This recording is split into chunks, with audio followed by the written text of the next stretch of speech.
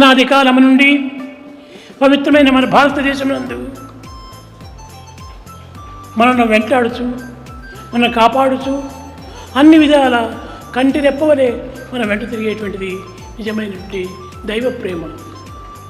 ఇటు దివ్యమైనటువంటి యొక్క దైవ ప్రేమను మనము ఎక్కడ పెట్టామో ఏమో గుర్తించుకోలేకపోతున్నారు. ఎందు చూసినా అందే కనిపిస్తున్నది. అందు ఎందు కలడని కాదు, ఎందెందు వెతికిన కూడాను ఆ దైవ ప్రేమనే కనిపిస్తుంది.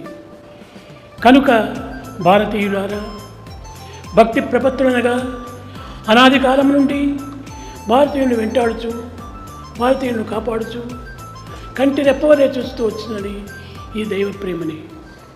ఖండ ఖండాంతర ఖ్యాతినార్జించిన మహనీయులను గన్న మాతృభూమి, పాశ్చాత్య వీరుల పరద్రోలించియు స్వాతంత్రమును గన్న సమరభూమి, పాండిత్యమున చాలా ప్రఖ్యాతిగాంచిన ప్రతిభ చూపించిన భరత భూమి, సంగీత సాహిత్య శాస్త్రీయ విద్యలందు ధీశక్తి చూపిన దివ్య భూమి, చిత్రకళలతోడ చిత్రమయ్యున్నట్టి భరత భూమి యందు జననముంది.